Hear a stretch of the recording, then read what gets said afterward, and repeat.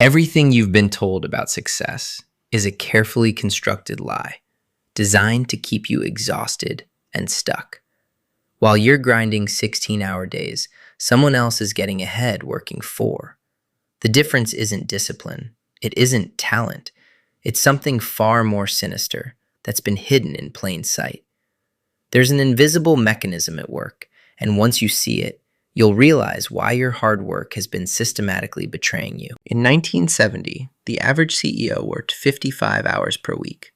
Today's most successful founders work 32. Yet they're building billion-dollar companies in half the time. This is the productivity paradox. Research from Stanford shows that output per hour plummets after 50 hours of work per week. After 55 hours, productivity drops so sharply that you'd actually accomplish more by stopping entirely. Your exhaustion isn't a badge of honor. It's evidence of strategic failure. Here's what they don't tell you. Every success story you've heard has been reverse engineered to emphasize effort and minimize luck, timing, and access. Billionaires talk about their work ethic, but never mention their network connections. Influencers preach hustle, but hide their wealthy parents who funded 3 years of content creation. This isn't conspiracy, it's narrative control.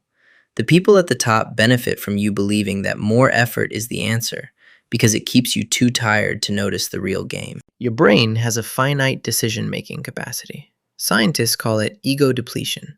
Every choice, every task, every email drains this reservoir. When you're working harder, you're making more decisions, which means by hour 8, you're operating with the cognitive function of someone legally drunk. This is why you're making poor choices about what actually matters. You're confusing activity with progress, motion with direction. Hard work becomes a sophisticated form of procrastination, from the high-leverage decisions that would actually change everything. Survivorship bias is the silent killer of truth. We study successful people and conclude their habits cause their success. But thousands of people followed identical routines and failed completely. They're just invisible to you. For every entrepreneur who succeeded grinding 18-hour days, 10,000 burned out and quit.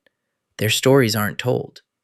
This creates a completely distorted map of reality. You're navigating with false coordinates, following advice from statistical outliers, while ignoring the graveyard of people who tried the exact same approach and disappeared into obscurity. The secret isn't working less, it's working on different things entirely. High performers obsess over leverage. They ask one question constantly.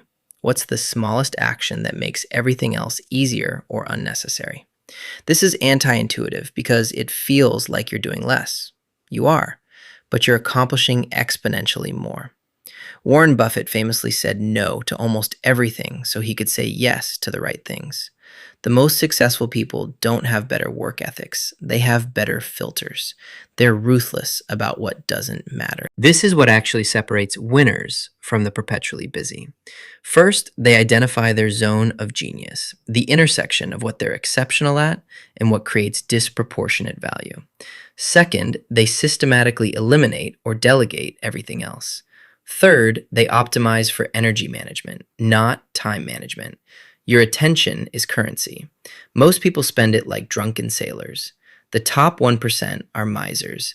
They protect their cognitive resources with ferocious boundaries. They understand that doing less of the right things beats doing more of anything else. This isn't laziness, it's precision. And now you know the truth. The invisible mechanism that makes hard work backfire is this. Effort without strategy is just sophisticated self-sabotage. The system wants you tired because exhausted people don't ask dangerous questions. They don't challenge the game. They just keep playing by rules designed to keep them losing. Your breakthrough won't come from doing more. It'll come from having the courage to question everything you've been told about what success requires. Stop measuring your worth by your exhaustion. Start measuring it by your impact. That's how you actually win.